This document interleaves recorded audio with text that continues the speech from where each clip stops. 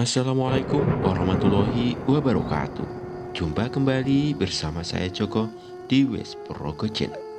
Untuk cerita kali ini akan melanjutkan cerita Sentra Ganda Mayit bagian terakhir. Sebelum ke cerita, jangan lupa subscribe channel ini dan nyalakan tanda notifikasi agar channel ini dapat berkembang dan update cerita terbaru dari saya.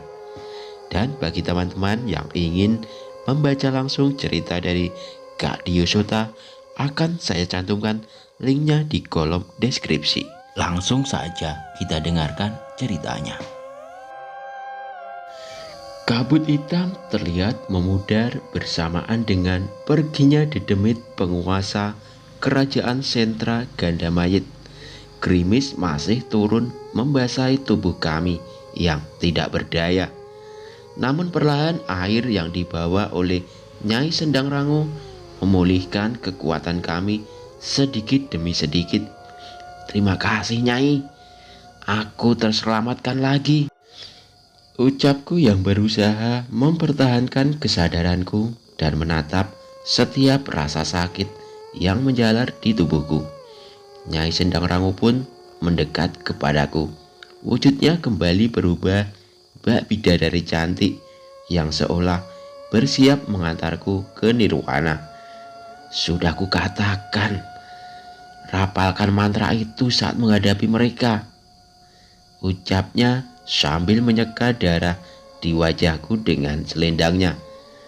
Wajahnya terlihat sedih, tapi memang sepertinya inilah luka-luka yang terberat yang pernah kuterima. Aku bahkan tidak bisa menghitung lagi berapa banyak tulangku yang patah akibat pertarungan tadi. Maaf Nyai, setidaknya aku ingin berusaha menghadapinya dengan kekuatan kami terlebih dahulu, balasku. Kekuatan kalian, jangan sombong setinggi apapun ilmu kalian. Kalau kalian tidak mengandalkan ilmu yang maha kuasa, kalian tidak lebih dari permainan anak-anak, ucap Nyai Sendang Rangu dengan sedikit marah. Ya, mungkin aku salah. Aku bermaksud untuk berusaha semampuku terlebih dahulu.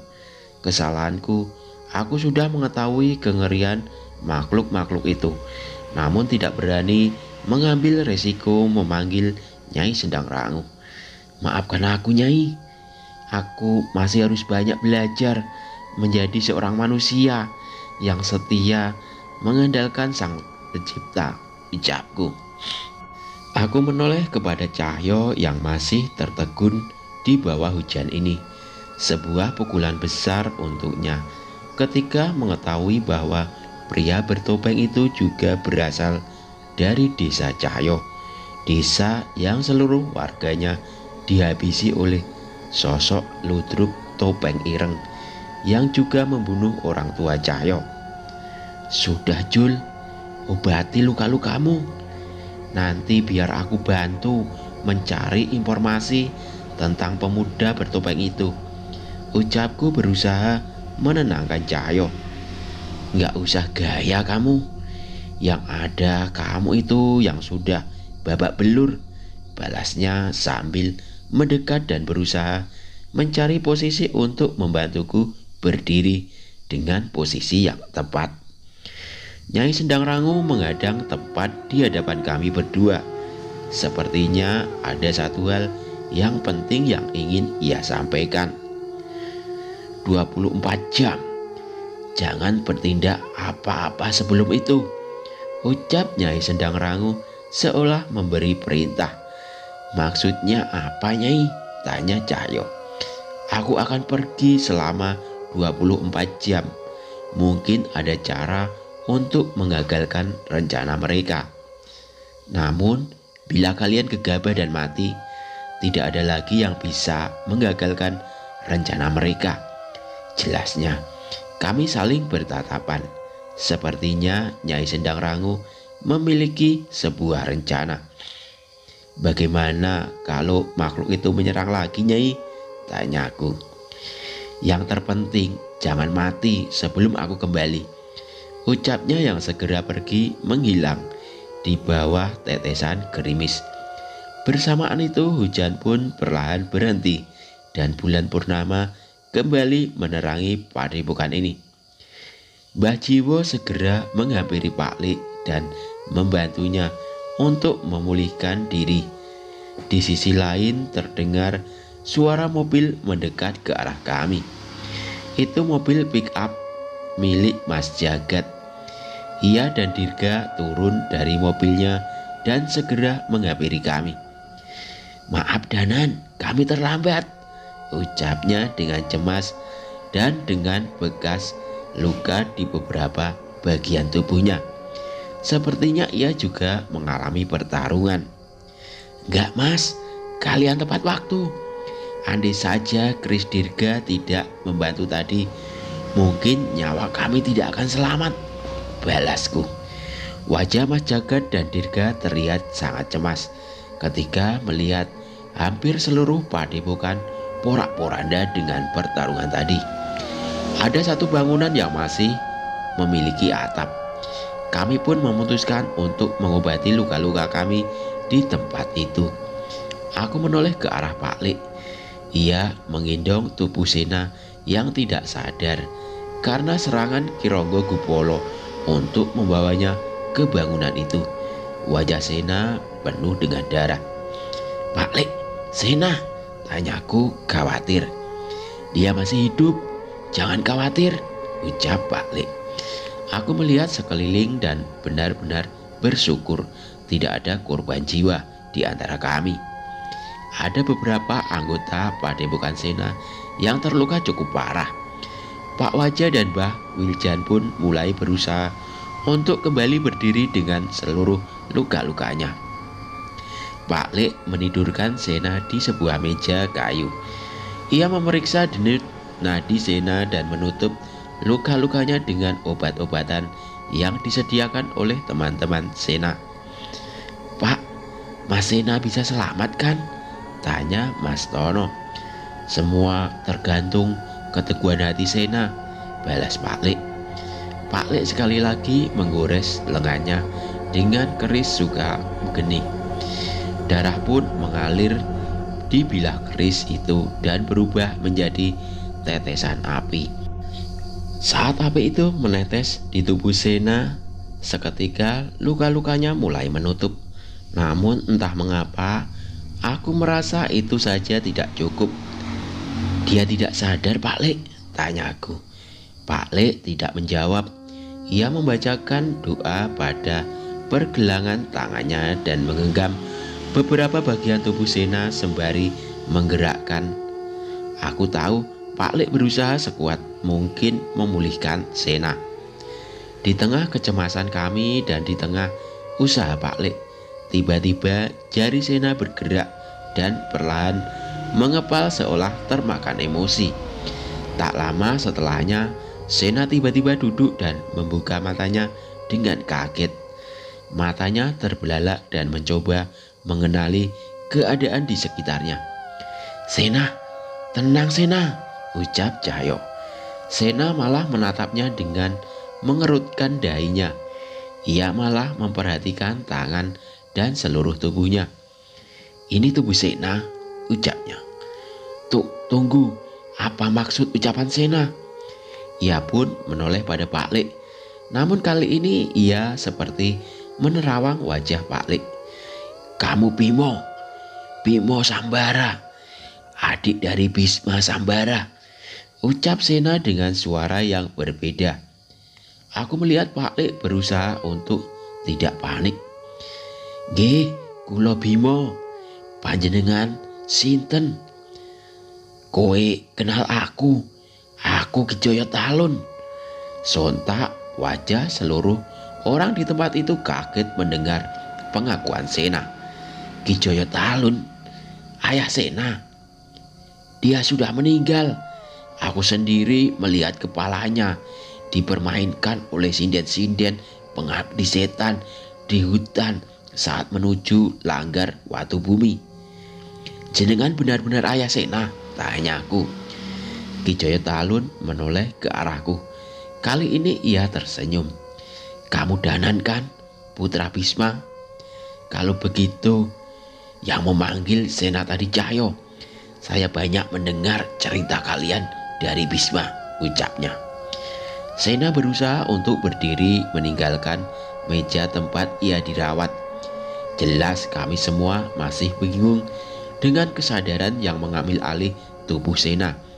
Ia berdiri menyaksikan kondisi padepokannya yang hancur sambil menghela napas.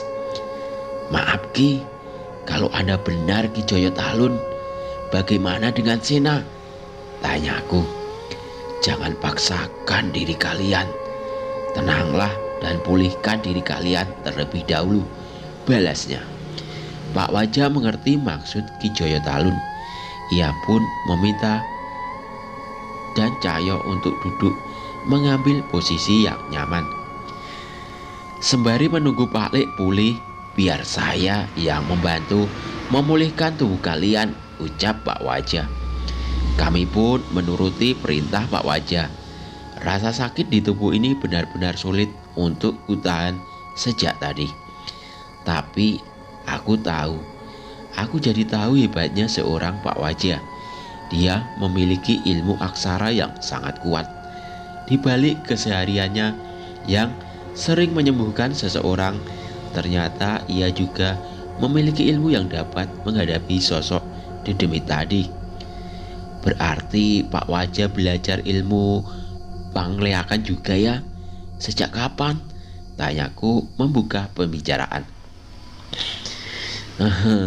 Ilmu yang saya punya ini tidak bisa dipelajari, hanya dari satu kehidupan saja, ucapnya. Seketika aku dan Cahyo bertatapan. Maksudnya reinkarnasi. Ilmu dipelajari sejak kehidupan sebelum-sebelumnya, tanya Cahyo. Iya, saya menganggap ilmu ini wasiat dari leluhur apapun kehidupanku sebelumnya. Tapi sekarang bukan itu hal yang penting. Kita bisa membahasnya setelah semua ini selesai, jelasnya. Kami setuju, terlalu panjang bila membahas hal seperti ini. Ini adalah hal menarik bagi kami mengenai reinkarnasi yang memang banyak diceritakan di kisah pawayangan. Namun hal itu tidak lagi relevan untuk kepercayaan yang berkembang saat ini. Tapi itulah misteri alam semesta yang membuat alur kehidupan ini menjadi semakin menarik. Pak Lek mendekat pada Ki Joyo Talun seolah ingin memulai perbincangan serius. Kalau Anda Ki Joyo Talun, lalu siapa yang dibunuh oleh sinden-sinden kemarin? Tanya Pak Lek. Itu saja. Pak Lek terlihat semakin bingung. Saya sadar bahwa tragedi ini cepat lambat akan terjadi. Tugas terbesar dari keturunan padepokan Ki Joyo Talun adalah menjaga azimat Wayang Durga. Rasa khawatirku memutuskan memisahkan salah satu sukmaku dan ikut bersemayam bersama dengan azimat Wayang Durga, ucapnya. Aku memang pernah mendengar cerita manusia yang tetap hidup walau sebagian sukmanya ditahan. Namun untuk memisahkan salah satunya atas kemauannya sendiri, selama ini aku menganggapnya sebuah kebodohan. Memisahkan sukma berarti Ki tidak bisa hidup seperti manusia pada umumnya kan, ucap Pak Lek. Saya gegabah. Tanpa sukma cahaya saya menjadi manusia yang biadab dan membuat banyak masalah. Bahkan aku bertanggung jawab atas kematiannya Lindri. Sepertinya kami bisa mengerti maksud Ki Joyo Talun. Sosok ayah Sena yang dikagumi Sena itu ternyata berubah drastis karena telah kehilangan sukmanya yang saat ini sedang mengisi tubuh Sena. Sudah Ki, penyesalan tidak akan menghasilkan apapun. Saya tahu Ki Joyo Talun memiliki maksud yang penting kan saat ini, tanya Pak Lek. Benar, jawabnya. Ki Joyo Talun berlari keluar ke arah pelataran yang telah hancur oleh pertarungan tadi. Setelah menunggu beberapa lama, Ia kembali dengan membawa sebuah keris aneh dengan panjang menyerupai sebuah pedang. Ia memilih beberapa barang dan membawanya dalam sebuah tas kain. "Saya harus menghentikan demit-demit itu," ucapnya sambil bergegas meninggalkan tempat ini. Belum sempat menimbulkan padepokan, Bajiwo bersiap menghadang Ki Joyotalun yang merasuki tubuh Sena itu. "Apapun rencana panjenengan, itu tidak akan cukup," ucap Bajiwo. "Ini adalah tanggung jawab seluruh keturunanku," ucapnya. "Memangnya Ki Joyotalun tahu keberadaan makhluk-makhluk itu?" tanya Bajiwo. "Ada satu tempat yang mampu menghubungkan sisa-sisa keberadaan di masa lalu hingga saat ini. Tempat kamu mencari pencerahan yang kami butuhkan. Langgar Watu Bumi," ucapnya. Aku mengingat jelas tempat itu. Itu adalah tempat Cahyo bertemu dengan sosok kera aneh yang katanya berasal dari masa lalu, Girindaru. Walaupun begitu, kami tidak akan membiarkan Ki Joyotalun pergi seorang diri, ucap Bajiwo. "Terserah apa kalian yang rencanakan, namun aku tetap akan ke sana. Walau hanya beberapa detik, akan kutahan kekuatan Azimat Wayang Durga itu," ucapnya. Saat itu juga Cahyo meninggalkan tempatnya. Ia segera berlari dan ikut menghadang Ki Joyotalun. "Kami tidak bisa membiarkan satu nyawa hilang dengan sia-sia. Setelah kami pulih, kami berjanji akan membantu Ki Joyotalun," ucap Cahyo. Ki Joyotalun seolah tidak berniat mendengarkan perkataan Cahyo. Ia mengeluarkan keris besar itu dari sarungnya dan menancapkan ke tanah. Hanya dengan sebuah gerakan sederhana itu, Cahyo dan Bajiwo terpental dengan embusan angin yang disebabkan oleh keris itu. "Ki, jangan! Kau juga mempertaruhkan tubuh Sena!" teriakku yang mencoba menelusuri, namun segera tertahan dengan cengkraman Pak Wajah.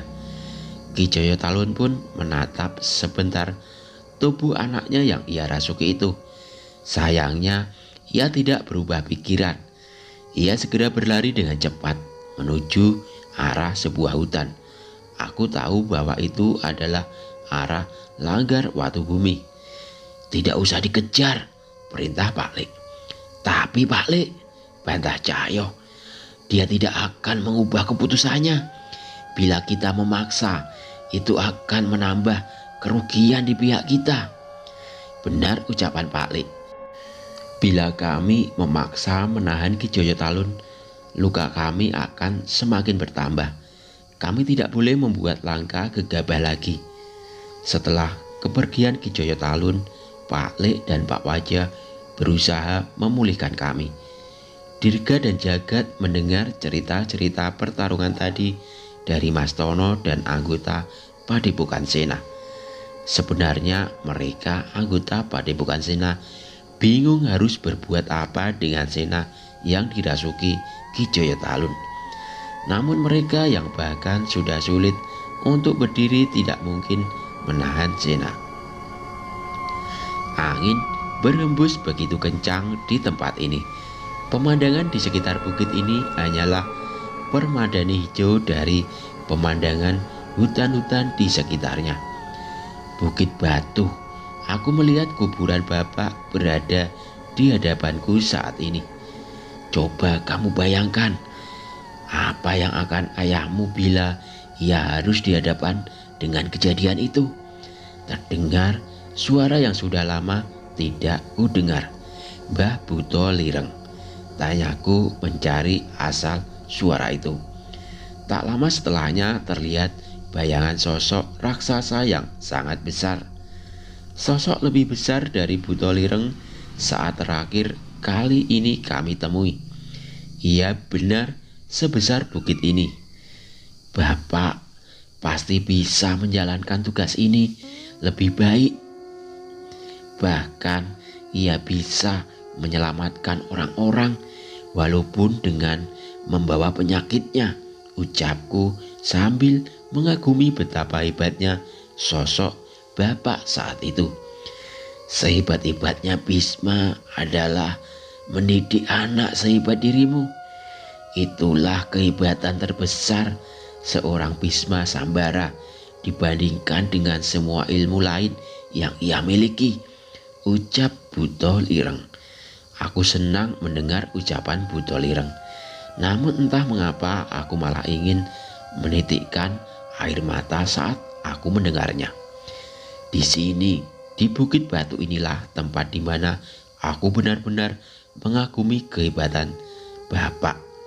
Bukan karena ilmunya yang tinggi, namun keteguhan menghadapi segala masalah dan perasaan tulusnya yang bahkan bisa membuat Buto Lireng yang dulu merupakan musuhnya bisa menjadi sahabatnya.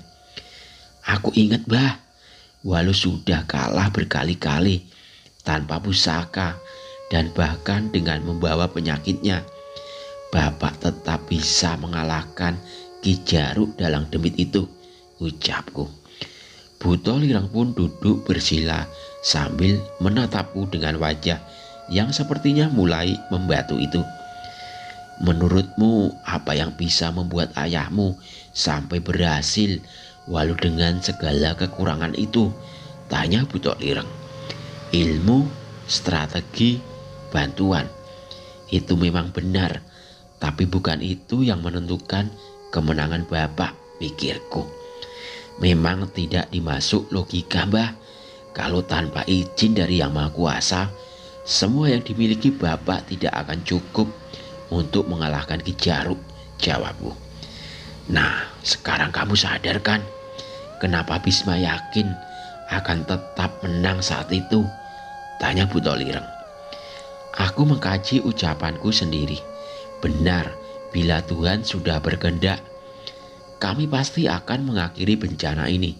Sekuat apapun musuh kami, pasti selalu ada jalan untuk mengakhiri. Hitung setiap usaha dan semua hal yang telah kau lakukan hingga terpilih untuk menghadapi bencana ini. Jawaban permasalahanmu ada di situ, ucap Buto Lireng yang segera menutup kembali matanya yang terlihat sebesar pohon beringin saat itu. Saat mata itu tertutup, saat itu aku merasa mataku terbuka dan melihat Pak Lek berada di hadapanku. Pak Lek? Tanyaku heran. Pak Wajah melepas kompres di dahuku dan mengecek suhu tubuhku. Panasnya sudah turun Pak Lek. Luka-lukanya mulai pulih, terang Pak Wajah. Bagus, sekarang tinggal si Panjul, ucap Pak Lek yang segera meninggalkanku dan menuju ke Cahyo yang sedang berbaring. Kondisi Cahyo sama denganku. Ia dikompres dengan beberapa luka yang masih harus diperban. Bahkan setelahnya Pak Lek dan Pak Wajah yang mencoba memulihkan mereka dengan ilmunya. Cahyo kenapa Pak Lek? Tanyaku panik. Sayangnya saat aku tidak berdiri, Pak Wajah menahanku. Tenang Mas Danan, ini hanya reaksi tubuh kalian karena menerima luka sebanyak ini, jelas Pak Wajah. Cahyo terlihat tidak tenang. Napasnya bertambah cepat dan semakin cepat sampai tiba-tiba ia terduduk dan terbangun dengan wajah panik. Kliwon! Cahyo berteriak memanggil nama kecil temannya itu dengan panik. Tenang dulu, tarik napas dulu, ucap Pak Lek. Kliwon menuju ke sini Pak Lek. Beri dia petunjuk ke arah tempat ini, pinta Cahyo. Mendengar ucapan itu, aku teringat mimpiku barusan. Sepertinya aku dan Cahyo diberi petunjuk lewat mimpi oleh mereka. Tenang Mas, itu hanya mimpi. Tenangkan diri dulu, ucap Pak Wajah. Enggak Pak, itu bukan mimpi. Pertarungan ini bukan hanya pertarungan kita lagi. Ini sudah menjadi pertarungan mereka yang ingin menjaga zaman ini, ucapku. Pak Lek dan Pak Wajah menatapku dengan heran. Namun dari mimpi itu aku melihat kemantapan di mata Cahyo, sama sepertiku saat ini. Langgar Watu Bumi, itu tempat kita bertemu dengan Giridaru Kandanan, ucap Cahyo yang bersiap mengenakan sarungnya. Aku mengangguk sambil mengambil tas selempangku dan mengenakan sepatuku. Kalian mau kemana? Tanya Mas Jagat. Tidak ada lagi tempat yang membuat kami tenang saat ini selain medan pertempuran, ucapku sambil menatap ke arah langit yang berada di arah Langgar Watu Bumi. Sekumpulan awan hitam berkumpul di sana, di tempat sekumpulan candi-candi kecil yang berdiri di tengah hutan. Mas, itu naga, tanya Dirga panik melihat sosok ular besar berkaki turun dari arah awan hitam itu. Bentuk naga itu persis seperti yang digambarkan di relief candi-candi dan cerita-cerita Jawa zaman dahulu. Ada mahkota di kepala yang menggambarkan naga itu memiliki tingkatan yang tidak sembarangan. Sepertinya makhluk-makhluk itu berhasil memulihkan azimat wayang Durga itu. Kini tidak ada lagi pertanyaan dari semua orang yang berada di padepokan. Memang belum semuanya pulih, tapi kami tidak bisa menunggu lebih lama lagi sampai azimat itu memanggil sosok yang tidak masuk akal. Kami menaiki mobil Mas Jagat dan motor untuk mencapai hutan di dekat Watu Langgar Bumi. Ada sebuah jalur besar di sana yang seperti dibuat dengan ilmu tebasan yang tidak sembarangan. Jalur ini baru kan? Tanya Cahyo. Iya, apa mungkin ini buatan Ki Joyo Talun? Balasku. Mungkin saja, tapi dengan ini kita bisa sampai lebih cepat ke Langgar Watu Bumi, balas Cahyo. Pak Lek dan yang lain tidak banyak berkata apa-apa dan mengikuti kami. Sepanjang kami berlari, kami mendengar lagi suara gemuruh petir berwarna merah. Ada 2 kilatan petir yang muncul bersamaan. Bersamaan dengan itu terdengar suara raungan sepasang makhluk buas dari arah sana. Suara itu, tanya Dirga. Songokolo dan Gondokolo, gumam Mas Jagat. Ia tidak mungkin melupakan suara itu. Suara makhluk yang ia kembalikan ke alam baka setelah menghancurkan kedua katalisnya, keris Benggolo Ireng dan keris Benggolo Abang. Dengan rasa cemas, kami mempercepat langkah kami. Sekali lagi terdengar suara gemuruh mendekat, seolah memanggil sesuatu sosok. Namun, kali ini gemuruh itu berhenti. Sepertinya ada sesuatu yang menghalangi hal itu. Benar saja, tepat saat kami mendekat, terdengar suara pertarungan dan kobaran api dari tempat itu. Kami menyibakkan semak hutan yang menutupi jarak pandang kami, sampai akhirnya kami tiba dulu yang pernah kami datangi. Tidak, ini tidak sama lagi. Candi-candi sisa reruntuhan yang dulu kami lihat kini hancur lebur tak berbentuk. Aliran sungai yang dulu kami lihat begitu jernih kini berubah menjadi merah berkat darah dari sekumpulan jasad manusia tanpa kulit yang berada di pangkal sungai itu. Setan-setan brengsek, ucap Cahyo. Aku berusaha menahan emosinya dan memperhatikan kondisi sekitar terlebih dahulu.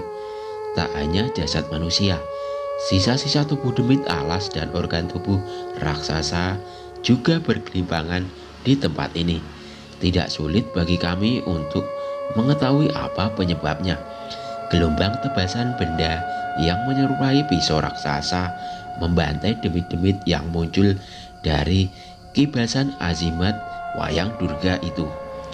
Itu adalah kemampuan keris seukuran pedang yang digunakan oleh Ki Joyo Talun dengan menggunakan tubuh Sena. Aku merasa malam mengerikan kemarin baru saja terlewat.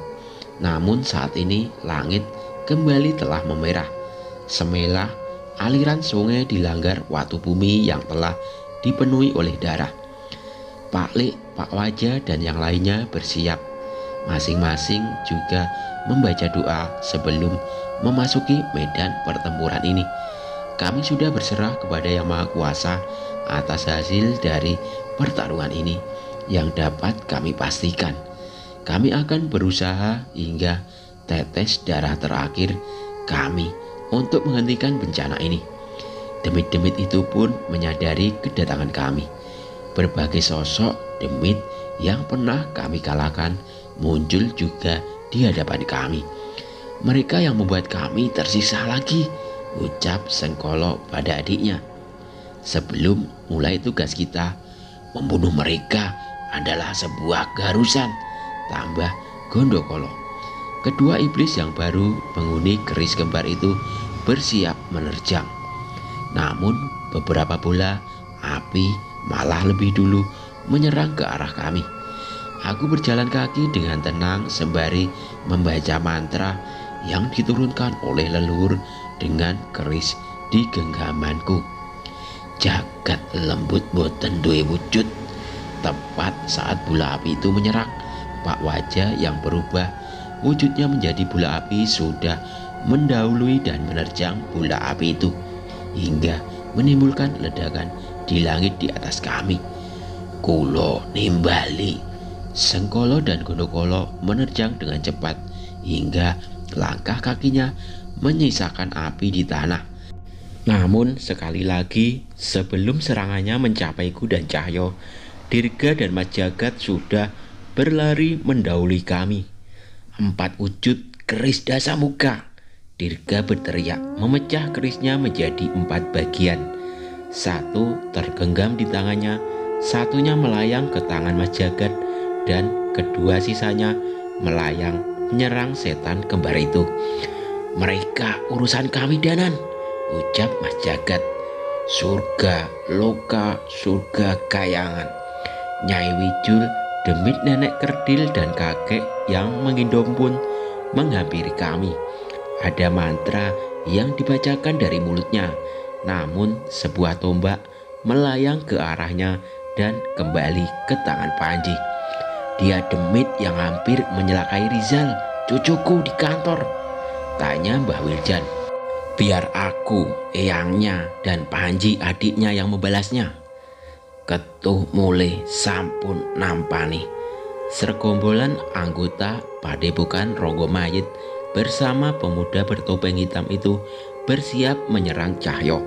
Namun kali ini serangan mereka tertahan dengan sekelompok murid Mbah Wiljan. Jogorawu, teriak pemuda bertopeng itu sembari mengibaskan wayang yang sebelumnya ia ikat di punggungnya. Seekor sosok kera hitam raksasa muncul mencoba menghadang Cahyo.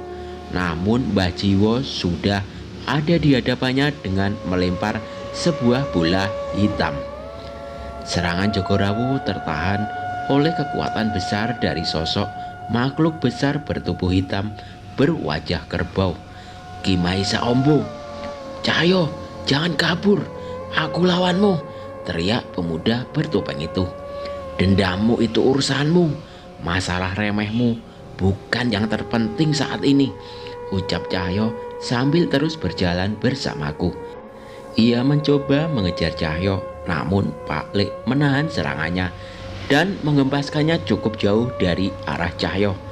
Pergi, dia harus ngerasain sandal Pak Lek biar sadar akan tingkahnya, perintah Pak Lek pada kami.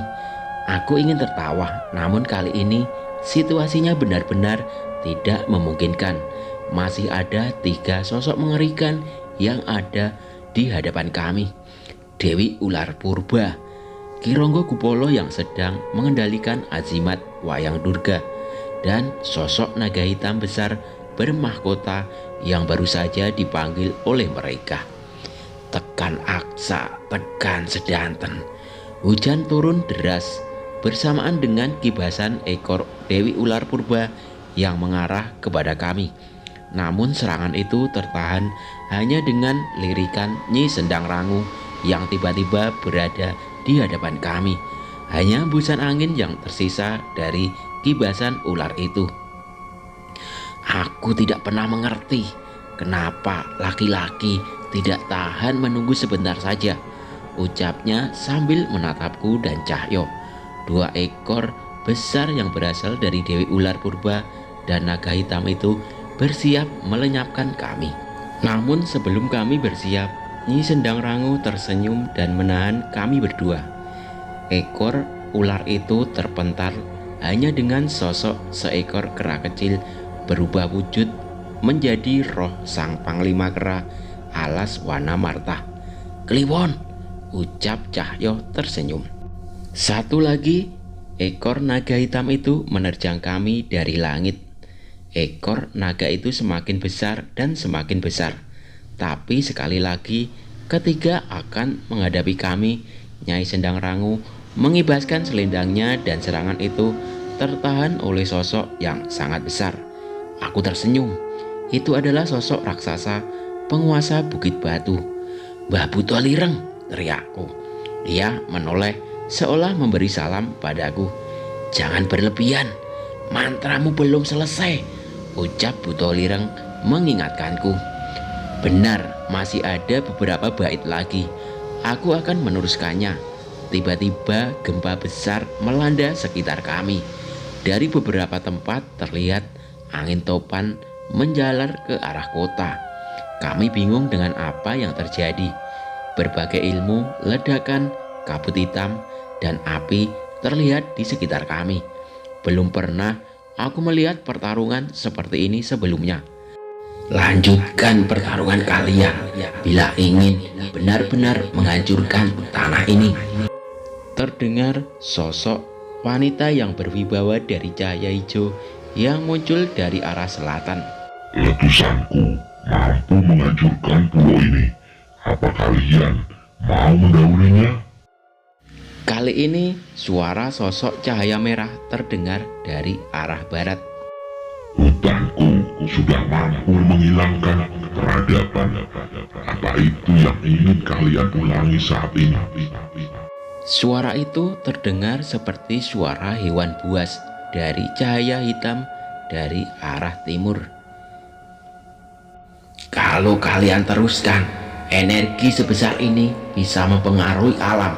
Jangan bodoh." Suara perempuan dari utara terdengar seolah memperingati kami. Aku menatap Cahyo. Ini adalah suara-suara sosok besar yang menjaga keseimbangan di tanah Jawa ini. Sepertinya Nyai Sendang Rangu juga menghargai keberadaan mereka. Tidak mungkin mengakhiri ini tanpa bertarung, dan tidak ada tempat yang mampu menahan energi sebesar ini, ucap Nyai Sendang Rangu. Raut wajah Cahyo seolah mendapatkan satu pemikiran. "Ada," jawabnya ragu sambil menatapku. Aku mencoba membaca arti tatapannya. Memang aku memikirkan suatu tempat, tapi itu sangat berisiko. Mungkin itu juga yang dipikirkan oleh Cahyo. "Di mana?" tanya Nyai Sendang Rangu. "Kami harus mempertaruhkan hal ini. Setidaknya itu satu-satunya yang dapat kami pikirkan saat ini." "Jagat Segoro Demit," jawabku bersamaan dengan Cahyo. Wajah Nyai Sendang Rangu berubah semakin serius menanggapi ucapan kami. Sepertinya ia menerima pendapat kami, walau sebenarnya ia pun pilihan berisiko. Jagat Segoro Demit memiliki kesadarannya sendiri. Ia tidak terbatas oleh ruang dan waktu. Semakin lama berada di sana, kesadaran manusia bisa diambil alih oleh alam lain. Kekuatanku cukup untuk menoreh gurisan yang mengarah ke dimensi itu, tapi harus ada kunci yang menghubungkan ke sana, ucap Nyai Sendang Rangu. Mendengar ucapan itu, Kliwon yang sudah mengambil wujud Wana Sudra melompat ke arah kami dan menjatuhkan sebuah pisau batu pusaka bertuliskan aksara kuno. "Ini pusaka Mas Linus," ucap Cahyo sembari menyerahkan kepada Nyai Sendang Rangu. "Dulu benda ini yang mengeluarkanku dan Kliwon dari Jagat Segoro Demit. Harus ada yang menarik semua makhluk di tempat ini, tambah Nyai Sendang Rangu. Terdengar dari arah belakang kami, Gondokolo terpental oleh serangan jagat. Dengan secepat mungkin jagat datang menghampiri kami. Ayo kita pindahkan, Nyai. Kemampuan pusakaku bisa memindahkan semua makhluk ini. Selama ada yang menjaga terbukanya gerbang itu, jelas jagat. Sebuah pemandangan yang tidak terduga pun terjadi. Sebuah gerbang menuju alam terkutuk yang dulu sekuat tenaga ingin kami tutup, kini justru kami harapkan sebaliknya. Retakan gerbang dimensi terbuka di atas kami. Bukan retakan yang besar, namun energi yang besar muncul dari sana. Aku melihat ada beberapa sosok makhluk mencoba mendobrak keluar dari gerbang itu. Namun Nyai Sendang Rangu menahan dengan kemampuannya. Mas Jagat hanya berdiri di bawah gerbang itu dengan menggenggam pusaka pisau batu itu. Ia mengenakan sebuah gelang emas yang bentuknya mirip pusaka kerajaan. Seketika gelombang dimensi yang tak teraturan tenang oleh ilmu Mas Jagat. Aku sadar ada perubahan dari permukaan tanah, seolah ada energi yang berasal dari Mas Jagat menyebar ke tanah ini dengan radius yang besar. Pengaruh kesadaran alam ini begitu besar. Selesaikan dengan cepat, teriak Mas Jagat sambil menunjukkan pisau itu ke tanah. Tepat ia menebarkan energinya. Pohon-pohon mati, padang tanpa hembusan angin, udara yang dingin dengan ketakutan yang terus menghantui. Tidak salah lagi, ini adalah jagat Segoro Demit. Suara pertarungan seketika berpindah ke tempat ini. Ki Ronggo Kupolo pun merasa kaget dengan perubahan tempat ini. Ternyata ini rencana busuk kalian, ucap dalang demit itu. Ia yang kesal kembali merubah dirinya menggunakan wayang Rahwana dan memukul Ki Joyo Talun hingga terpental ke arah kami. Ki Ronggo Kupolo menancapkan azimat wayang Durga di tanah tanpa dikendalikan oleh dalang demit itu. Azimat itu pun menarik setiap sosok demit di alam ini. Tempat apa ini? Tanya Ki Joyo Talun. Tempat terbaik untuk kita mengamuk, ucap Cahyo. Kali ini ia mengikatkan sarungnya di pinggang dan menepuk dadanya berkali-kali. Wanasura, keluar! Cahyo berteriak memerintah sosok kera itu keluar dari tubuhnya. Seketika sosok kera raksasa muncul di hadapan kami. Kliwon menyambut kehadiran wujud saudara kembarnya itu dan mengaum sekeras-kerasnya, menyatakan kekuatannya. Cahyo menaiki Wanasura dan membantu Kliwon menghadapi Dewi Ular Purba. Kali ini serangan mereka bersahutan hingga ular besar yang sebelumnya sulit untuk dilukai kini mulai merasa gentar. Kini adalah giliranku. Aku memasuki alam pikiranku, mencoba mengingat setiap kata yang pernah diucapkan oleh Eyang Widarpa saat menolongku melawan Brakarswana. Sambungke roh alam kasebut, rina malam dadi siji, raga lan jiwa iso nyawiji. Seketika itu aku merasakan sekitarku menjadi hening dan gelap. Aku menatap ke arah sekitarku dan perlahan terdengar suara tawa dari seorang kakek tua dari sekeliling tempat ini. Aku ingat sekali suara itu, suara tawa yang datang saat nyawaku dalam bahaya. Di hadapanku ada sosok seorang kakek tua yang seharusnya tidak ada di tempat ini. Ia terus tertawa terkekeh melihatku. Eyang, kenapa Eyang masih di sini? Tanyaku. Seketika tawanya terhenti dan menghampiriku dengan tatapan kesal. Nek kowe arep mati, ojo nyusahke uwong. Dasar bocah asu. Aku tersenyum mendengar umpatannya. Namun mengapa air mata Ili malah ingin menetes? Bersamaan dengan kemunculannya, rambutku memanjang dan memutih. Taring muncul dari mulutku. Kuku di tanganku memanjang dan menjadikan sebagai cakar. Seketika kekuatan besar mengalir ke arahku. Alam hitam yang menyelimuti menghilang bersama sosok Eyang Widarpa yang menyatu bersamaku. "Danan, tidak mungkin, itu Eyang Widarpa," tanya Cahyo heran. "Enggak Danan, ini pasti bukan Eyang," tambah Pak Lek. Aku menatap seluruh tubuhku. Ini persis saat aku melawan Bragaswana dulu. "Tapi tidak usah bingung," ujar Nyai Sendang Rangu. "Ini adalah peninggalan Widarpa saat ia masih hidup." Kisah hidupnya membuat sosok jin di sekitarnya kagum. Banyak dari mereka ingin mengamalkan ilmunya hingga mengambil sosok Widarpa. Dan yang kamu temui barusan adalah salah satunya, jelas Nyai Sendang Rangu. Kini aku mengerti, sosok tadi adalah jin yang mengingat semua ingatan dan ilmu Eyang Widarpa. Ya, tidak mungkin Eyang kembali. Aku pun tidak rela bila itu terjadi. Eyang sudah nyaman di sana. Dan untuk makhluk apapun yang mengambil wujud dan ilmu Eyang ini, "Eyang Jin, bantu aku selesaikan ini," ucapku. "Sopo sing mbok sebut Eyang Jin, bocah asu?" balasnya dengan suara yang berasal dari mulutku juga. Aku sedikit tersenyum, bahkan cara bicara pun benar-benar sama. Ki Ronggo Kupolo menggunakan hantaman pukulannya ke arahku. Namun kali ini aku dengan mudah menghindarinya dan menusukkan kerisku ke punggungnya. Ia terluka, namun aku tahu luka itu akan segera menutup hingga aku mengayunkan cakaran untuk melukainya lagi. Ki Ronggo Kupolo tidak ingin diam. Ia merasa perlawanan kami membahayakan dirinya. Ia menendangku sekuat tenaga, namun kali ini aku bisa menahannya walau sedikit terseret. "Nyai Sendang Rangu, kenapa malah santai-santai di pundak Butolireng?" ucap Cahyo mencoba menyenggol Nyai Sendang Rangu.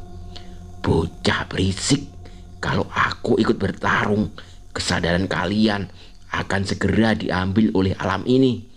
Lagi pula, aku sudah tak lama bertemu dengan raksasa bukit batu yang tampan ini," ucapnya sambil tersenyum ke arah Butolireng. Butolireng membalas senyumannya sekaligus menahan serangannya api dari mulut siluman naga itu. "Bisa-bisanya kau menggodaku di saat seperti ini," ucap Butolireng yang dibalas senyum sipu Nyai Sendang Rangu. "Batara Naga Anderekso, tidak mungkin kau dikalahkan oleh raksasa tua itu kan?" ledek Ki Ronggo Kupolo sambil terus melawanku. Merasa terpancing dengan ucapan Ki Ronggo Kupolo, sosok yang dipanggil dengan sebutan Batara Naga itu membakar tubuhnya dengan api hitam dan menerjang Butolireng hingga tubuhnya terjatuh. "Jaga bicaramu dalam brengsek," ucap sosok naga itu menggema di pertarungan. Hahaha, waktu kita tidak banyak. Biar ku bantu untuk menghabisi mereka semua," balas dalang demit itu meninggalkan pertarungan dan menaiki tubuh Batara Naga. Ki Ronggo mencabut beberapa benda dari ikat pinggangnya. Sebuah batu akik besar ia tempelkan di punggung Batara Naga. "Pusaka padangku serta," ucap Batara Naga menyadari kekuatan dari batu itu. "Seluruh makhluk di tempat ini dalam kuasamu. Selesaikan semuanya dan kita bangkitkan seluruh pasukan kita," ujar Ki Ronggo Kupolo. Cahaya hitam menyelimuti tubuh naga itu dan membuatnya berubah menjadi sosok raksasa bersisik naga dengan pakaian layaknya seorang raja. Ki Ronggo Kupolo tetap berdiri di bahu Batara Naga dan mengarahkan untuk menyerang Butolireng. Pertempuran dua raksasa besar tidak dapat terelakkan. Bahkan Ukuran kami hanya setinggi mata kaki mereka. Berbeda dengan yang tadi, kali ini Batara Naga dapat dengan mudah menjatuhkan Buto-Lireng. Ia melompat dan menginjakkan kakinya ke tubuh Buto-Lireng hingga matanya terbelalak menahan serangan itu. Tak puas dengan serangannya, dalang demit itu melemparkan sebuah benda lagi dari ikat pinggangnya dan berubah menjadi tombak tajam besar yang digenggam oleh Batara Naga. "Ini akibatnya kalau kalian menentang kami," ucap Batara Naga bersiap menghabisi Buto-Lireng. Aku tidak tinggal diam begitu saja. Sebuah mantra telah kubacakan pada keris Raga Sukma yang membuatnya disinari dengan cahaya kilatan putih. Dengan cepat aku menangkis serangan tombak raksasa itu dan membuat lengannya terpental. "Bangun, Mbah, kita hadapi bersama," ucapku. Buto-Lireng mencoba menahan sakitnya dan berdiri. "Jangan lengah, sepertinya makhluk ini yang terkuat di antara mereka," ucap Buto-Lireng. Batara Naga kembali mencoba menyerang Buto-Lireng, tapi kali ini Buto-Lireng bisa menahannya walau dengan susah payah. Aku pun berusaha melompat setinggi-tingginya menaiki tubuh Batara Naga. Dengan sigap aku menghunuskan kerisku ke tubuh Ki Ronggokupolo. Namun ia berhasil menahan seranganku dengan kerisnya. Kami bertarung di atas tubuh Batara Naga. Sesekali aku mencoba menusukkan kerisku ke tubuh sisi naga ini, tapi selalu gagal. Sisi ini sangat keras. Bahkan dengan wujud saat ini pun aku tak mampu menembusnya. "Kau tidak pantas menodai tubuh Batara Naga," ucap Ki Ronggokupolo yang seketika berada di depan dan di belakangku secara bersamaan. Aku mencoba menyerang sosok yang berada di belakangku, namun sosok itu menghilang dan seketika sebuah keris menancap di punggung bahuku. Aku tidak berhenti sampai di situ. Kini aku menahan serangan yang menyerangku dan memasukkan keris Raga Sukma tepat pada lehernya. Kurang ajar," ucapnya kesal, mencoba berbicara dengan kerisku yang menancap di tenggorokannya. Aku tidak mencabut keris Raga Sukma dan membiarkannya terus menancap di sana.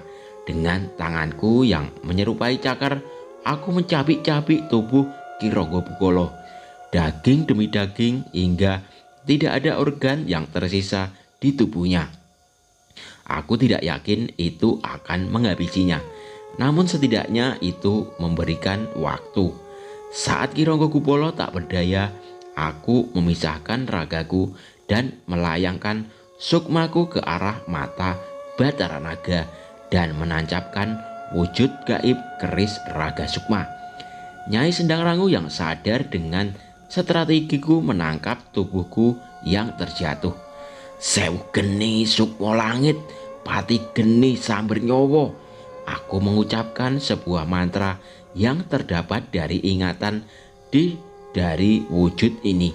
Seketika kedua kerisku yang menancap di mata Batara Naga dan leher Ki Ronggokupolo meledak dengan api yang sangat besar, membakar rongga mata hingga tulang-tulang Ki Ronggokupolo. "Ah, bocah brengsek!" teriak Batara Naga yang setengah matanya terbakar oleh api itu.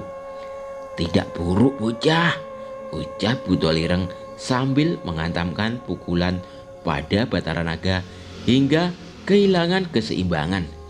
"Hebat tinjumu yang terkuat, Mbah Buto-Lireng," ucapku yang mendadak teringat saat Buto-Lireng menolongku dari wayang buto yang menyerangku saat kecil. Ini belum seberapa. Apa kamu ingat ini, bocah?" Buto-Lireng membacakan sebuah mantra pada kepalan tangannya. Aku ingat gerakan itu, gerakan sama yang kupelajari dari bapak. "Eyang, jangan bilang."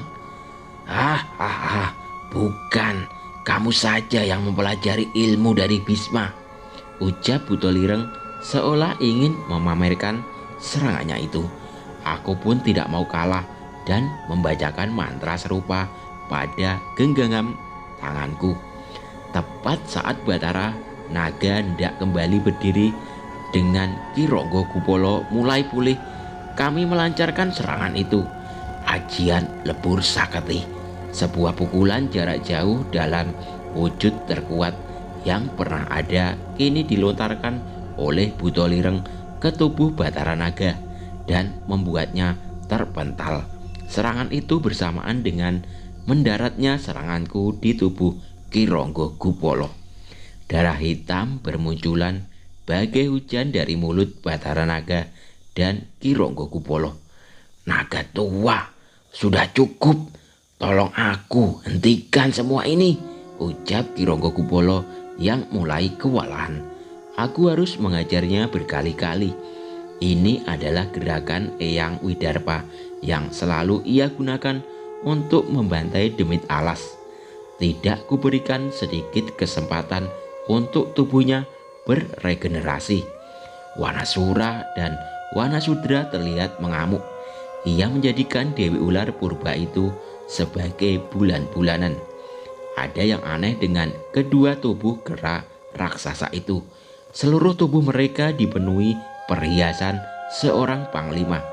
"Cahyo, itu pusaka mereka?" tanyaku.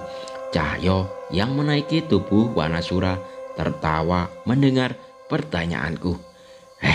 Bukan kamu saja yang punya jurus rahasia. Di alam ini mereka bisa menarik pusaka dari zamannya, teriak Cahyo bangga. Aku melihat Cahyo sudah menguasai medan tempur. Wanasudra menahan leher ular itu dengan tubuhnya yang membesar dengan pengaruh pusakanya. Cahyo melompat dari tubuh Wanasura. Ia mengambil sarungnya dan menutup wajah sosok Dewi berselendang hitam yang tubuhnya menyatu dengan kepala ular itu. Ajian penguat raga telah dibacakan di tubuh Wanasura, sehingga sebuah serangan besar dilancarkan sekuat tenaga ke tubuh Dewi itu. Sekali lagi pemandangan mengerikan terjadi. Wanasura dengan buasnya memisahkan tubuh ular dan tubuh ularnya hingga darah kembali membanjiri tanah di tempat ini. "Naga tua brengsek, jangan bilang kau kalah hanya dengan serangan remeh itu," protes Ki Ronggo Kupolo. Namun kenyataannya serangan Buto-Lireng memang terus memberondong Bathara Naga. Bathara Naga berusaha menghindar dan terbang ke arahku. Ia mendekat ke arah Ki Ronggo Kupolo. "Bagus, singkirkan manusia itu, kita habisi mereka," ucap Ki Ronggo Kupolo. Bathara Naga pun mengangkat tubuh Ki Ronggo Kupolo. Tapi bukan menolongnya. Ia malah memakan tubuh Ki Ronggo Kupolo dan mengunyahnya seperti makanan kecil. "Apa ini? Lepaskan aku, naga brengsek," ucap dalang demit itu. "Sudah, maafkan aku." Bathara Naga tidak peduli. Ia tetap mengunyah tubuh Ki Ronggo Kupolo hingga habis dan menelannya. Sungguh menjijikkan. Aku pun segera berlari mundur menjauh dari dirinya. Ada yang aneh. Di tubuh Bathara Naga muncul motif aneh yang menghiasi sisiknya. Ada kekuatan besar yang menyelimutinya. "Mundur Danan!" teriak Buto-Lireng. Aku menurut, namun Bathara Naga terlalu cepat. Seketika pukulannya mendekat mencoba melumatku. Beruntung Buto-Lireng berhasil menabraknya dan membuat pukulan Bathara Naga meleset. Sayangnya di tangan satunya sudah terdapat kabut hitam yang membungkus tangannya. Dengan sigap Bathara Naga mengerahkan lehernya itu dan menembus perut Buto-Lireng. "Bah!" teriakku panik. Sebuah lubang besar terbentuk di tubuh Buto-Lireng dan membuatnya terkapar di tanah. "Bah!" Bathara Naga melompat menuju Cahyo dengan mudah. Wanasura dan Wanasudra dihempaskan begitu saja. Ia mengambil tubuh Dewi Ular itu dan melakukan hal yang sama seperti yang ia lakukan pada Ki Ronggo Kupolo, melumatnya hingga habis. Aku merasakan kekuatan besar semakin mengalir dari tubuh Batara Naga. Kali ini muncul satu buah mata di dahinya.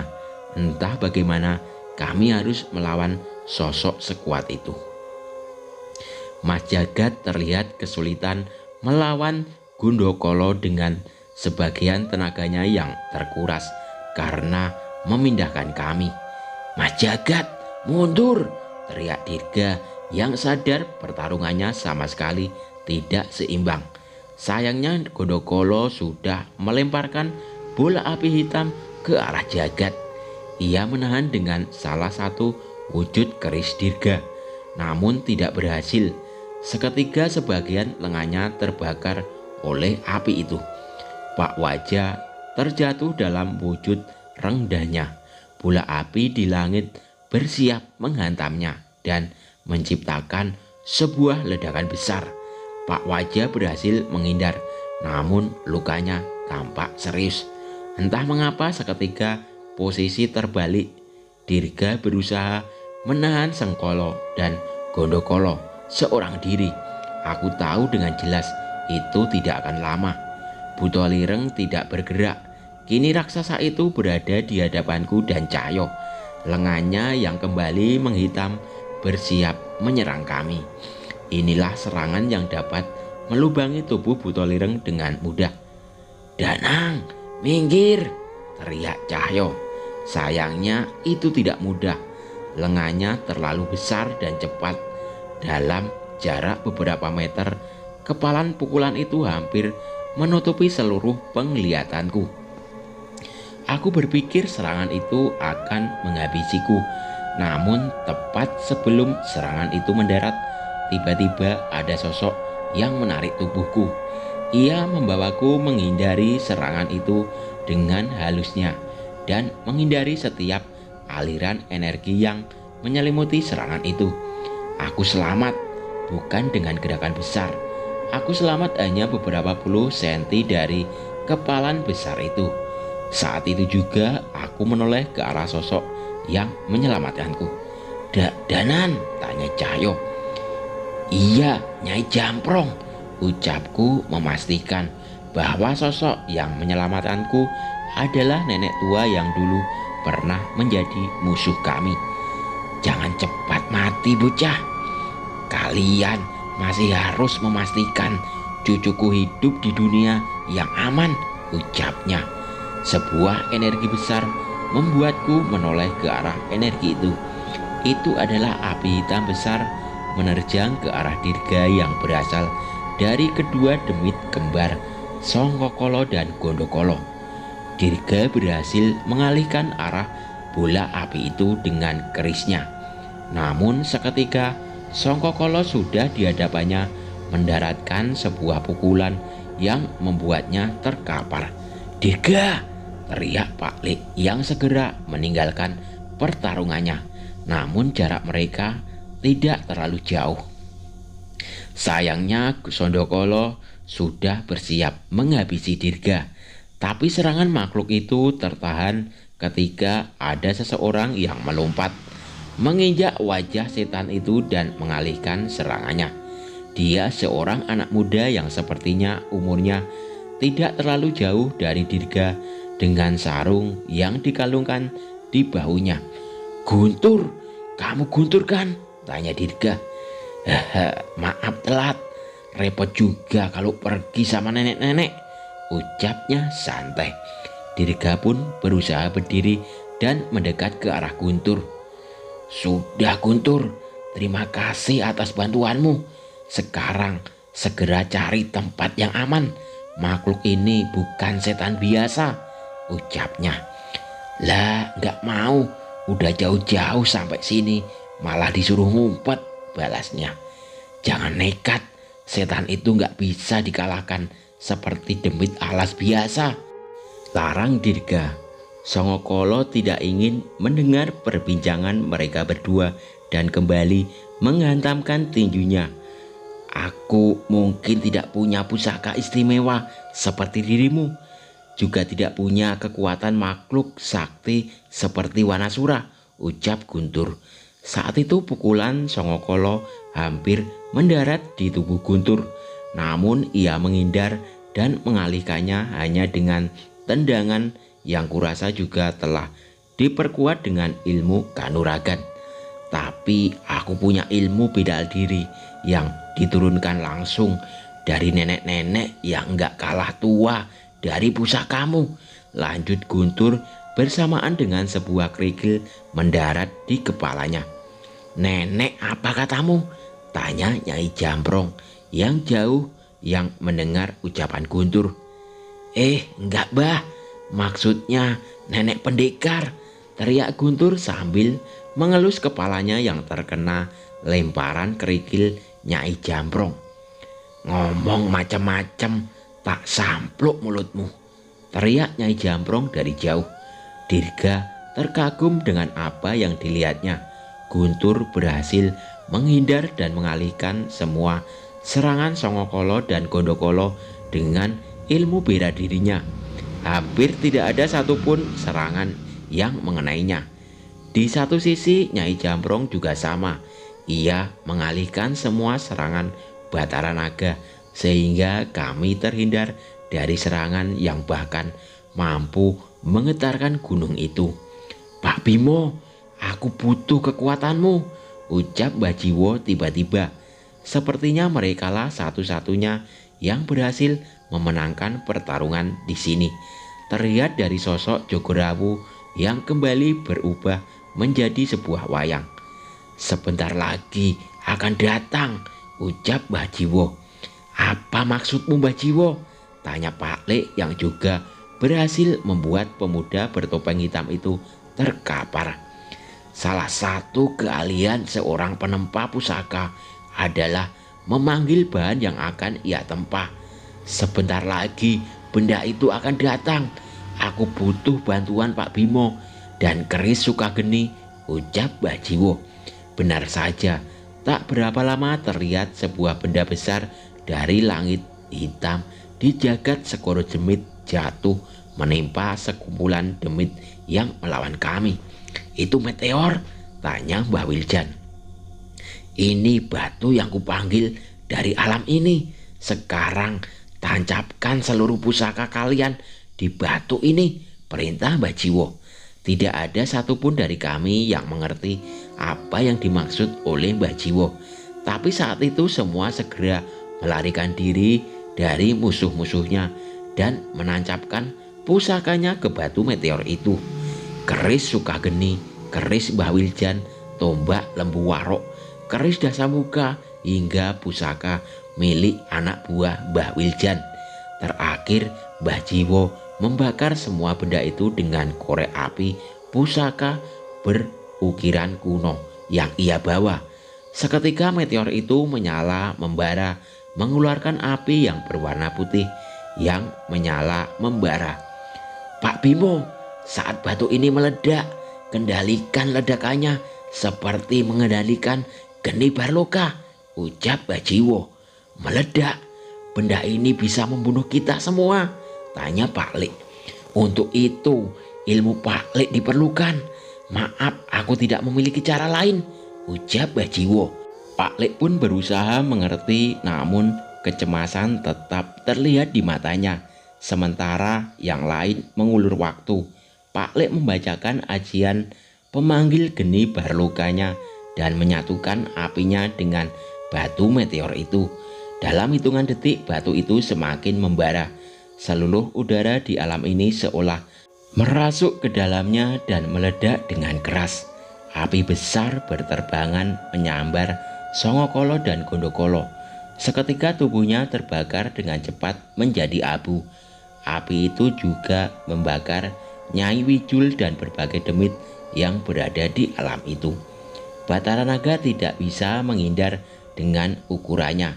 Berbagai pecahan batu itu pun menyerangnya bertubi-tubi hingga membakar tubuhnya dan tumbang. Hebat, dengan kecepatan ledakan seperti ini, tidak ada satupun dari serangan itu yang mengenai manusia. Pusaka ini mengenali pemiliknya masing-masing. Dengan itu, aku lebih mudah mengendalikan ledakannya. Jelas Pak Lek. Ledakan itu menerjang bertubi-tubi dan menggetarkan tanah ini. Tidak bisa, kita tidak bisa lebih lama di alam ini, teriak Jagat tiba-tiba. Ledakan ini mengacaukan jalur dimensi tempat ini. Kita harus segera kembali. Kami melihat seluruh demit tumbang satu persatu. Mungkin benar, ini saatnya kami meninggalkan alam ini. Nyai Sendang Rangu menerima kode dari Mas Jagat dan kembali membuka celah gerbang ke alam kami. Pergi, aku akan menyusul setelah ledakan ini selesai, ucap Pak Lek. Guntur membantu Dirga berdiri melintasi gerbang yang menghisap mereka satu persatu. Kami meninggalkan alam ini bersama sosok demit yang terbakar. Nyai Jamprong menghalau seluruh pengikut padepokan Ronggomayit sembari membuka jalan pada kami untuk pergi dari alam ini. Aku dan Cahyo berjalan ke arah gerbang, namun Ki Joyo Talun tidak menggubris kami, malah menyeret kakinya menuju azimat Wayang Durga. Ia benar-benar berniat menghancurkannya. Kita berhasil kembali. Sudah tidak ada yang bisa mengendalikan azimat itu, teriakku. Tugasku masih belum selesai, ucapnya yang sepertinya memang tidak berniat mendengarkan ucapan kami. Ia berlari menebaskan keris besarnya untuk mengoyak azimat itu, namun gagal. Sebaliknya, Batara Naga yang hampir sekarat justru menangkap Ki Joyo Talun dan melemparkannya sejauh mungkin, hingga tubuhnya menabrak bukit dan memuntahkan darah dari mulutnya. Ki, Cahyo mengejar. Ki Joyo Talun memastikan keadaannya.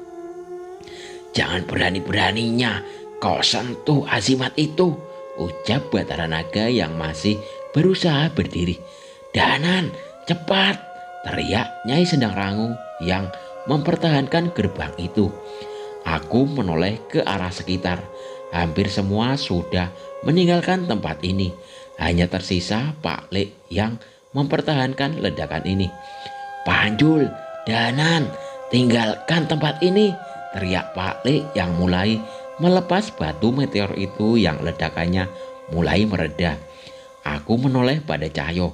Tatapan matanya terlihat kosong. Sepertinya aku bisa menebak bagaimana kondisi Ki Joyo Talun yang merasuki tubuh Sena. Tidak mungkin, Sena. Pak Lek, pergilah lebih dulu, ucapku dengan suara bergetar. Biar aku dan Danan yang menuntaskan ini semua, jelas Cahyo dengan wajah yang sangat serius. Pak Lek berniat menghalangi niat kami, namun saat Cahyo mengangkat tubuh Sena dan membawanya kepada kami, ucapnya terhenti. Cahyo meletakkan tubuh Sena yang sudah hancur tak bernyawa. Wajahnya dipenuhi dengan darah yang bahkan terus mengucur walau ia sudah tidak bernyawa. Biarkan kami selesaikan semuanya Pak Lek. Tidak boleh ada lagi seorang yang kehilangan nyawa setelah ini, ucapku dengan mata yang berkaca-kaca. Kini Pak Lek mengerti apa maksud kami. Ia membaca doa dan menutup mata Sena dan meletakkannya di tanah. Belum pernah aku melihat wajah Pak Lek sekesal ini. Kalau harus ada yang menuntaskan ini semua, berarti itu adalah kita bertiga, ucap Pak Lek. Ia mencabut pusaka dari batu meteor itu dan melemparkannya ke arah gerbang. Nyai Sendang Rangu memandang kami dan membaca niat kami. Tidak ada sama sekali senyum di wajahnya. Danan, Cahyo, Pak Lek, cepat, teriak Jagat yang ingin kembali keluar gerbang dimensi itu menjemput kami.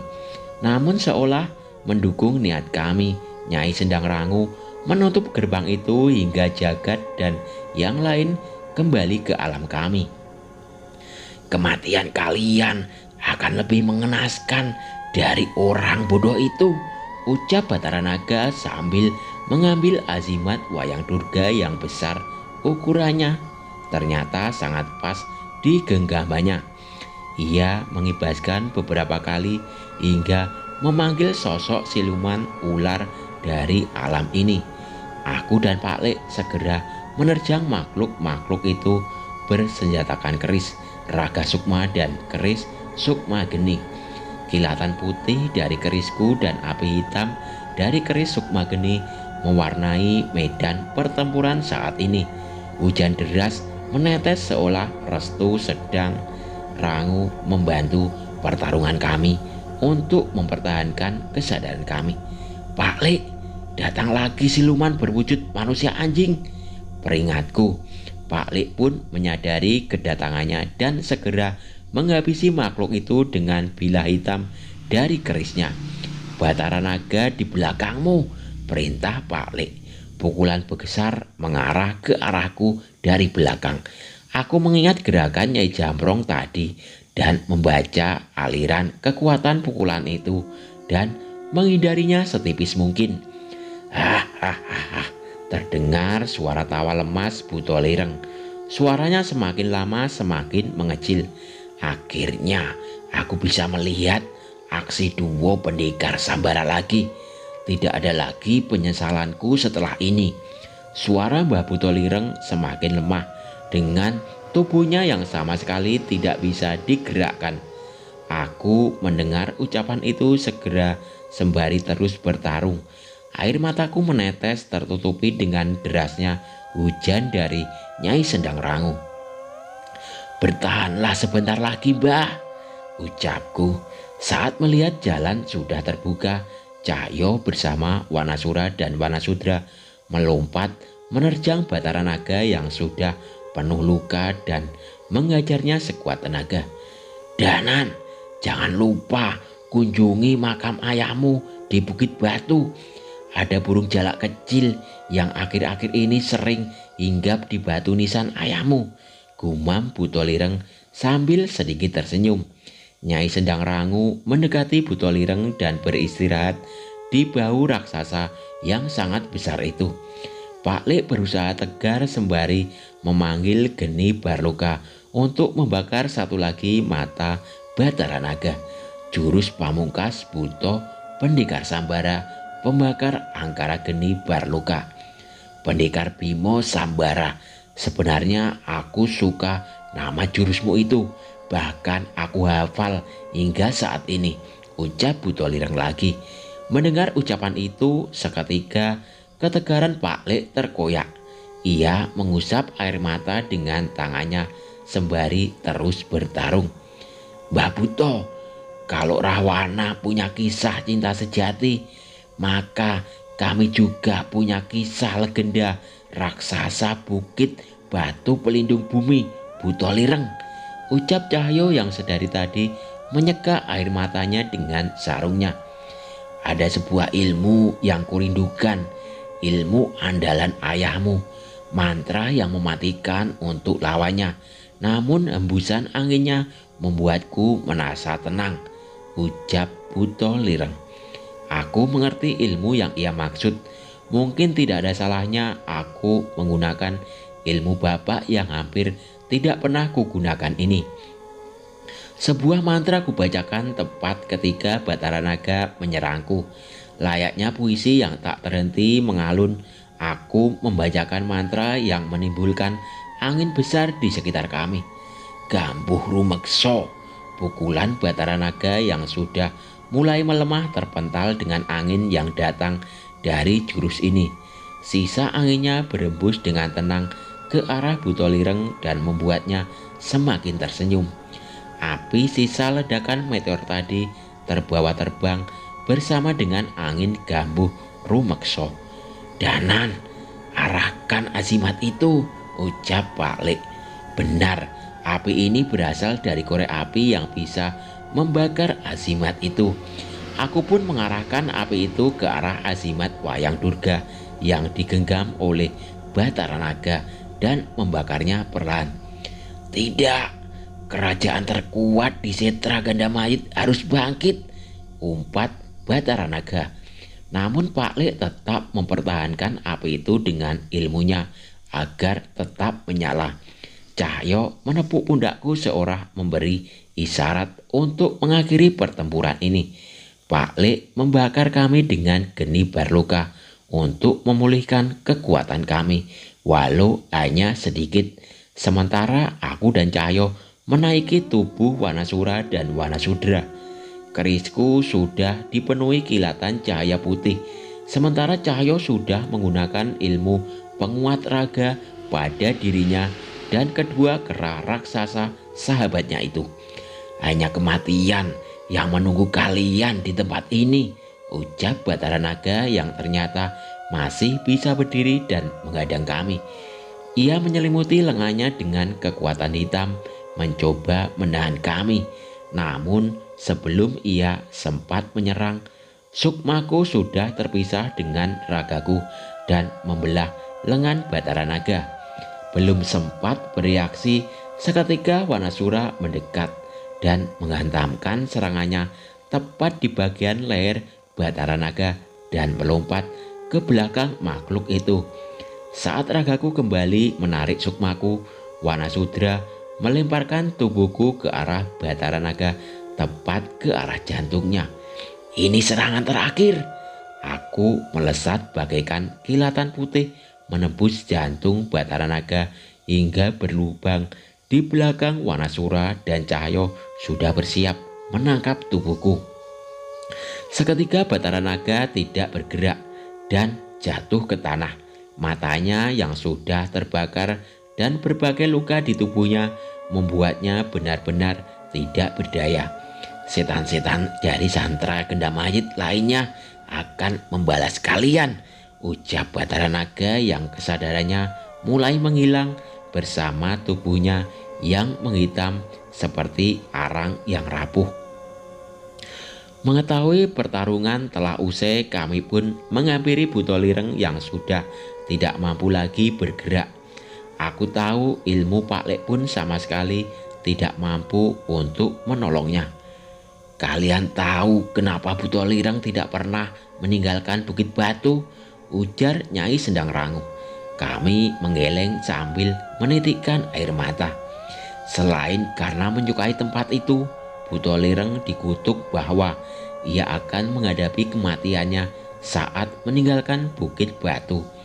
Saat mengetahui tentang pertarungan ini, ia merasa ini adalah saat yang paling tepat untuk mengenapi kutukan itu. Jelas Nyai Sendang Rangu. Saat ini aku tidak bisa berhenti tertawa. Kenapa kalian malah menangis? Akhirnya aku bisa memiliki akhir yang indah seperti sahabatku Bisma. Ini adalah hadiah terbesar, ucapnya. Aku pun bersandar pada tubuh Butolireng di tengah hujan Nyai Sendang Rangu. Istirahatlah, Mbah. Kami akan tetap di sini sampai Eyang benar-benar terlelap, ucapku sambil bersandar di antara bahu dan leher Butolireng. Cahyo, Wanasura, dan Wanasudra tertidur lelah di dada Butolireng, sementara Pak Lek menempelkan dahinya di pipi Butolireng. Terima kasih Pendekar Sambara. Tidak, aku salah. Terima kasih 3 pendekar jagat Segoro Demit. Sebuah ucapan terakhir sang raksasa penunggu Bukit Batu Desa Kadimaya, sebuah legenda akan sosok raksasa yang memiliki jalan hidupnya untuk melindungi kami. Kembali lagi bersama saya Ardian, host favorit kalian di Radio Tengah Malam.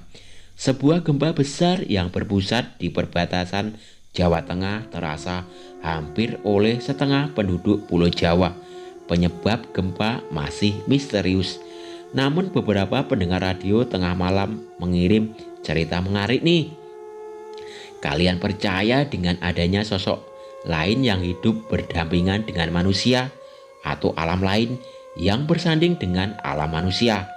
Ada yang mempercayai bahwa gempa kemarin disebabkan oleh pertarungan besar antara sosok demit yang bangkit dari kerajaan Sentra Gendamayit, sebuah tempat yang diceritakan di kisah pewayangan sebagai kuburan terangker dihuni oleh dedemit yang sudah ada sebelum peradaban manusia. Kebangkitan mereka digagalkan oleh sekelompok orang yang dititipi kemampuan oleh Yang Maha Pencipta untuk menjaga tanah ini dari makhluk-makhluk itu. Sebuah tugas tanggung jawab yang tidak terkira bebannya. Gempa yang terhenti menandakan mereka berhasil menggagalkan rencana itu. Sayangnya setelahnya ada beberapa dari mereka yang tidak kembali.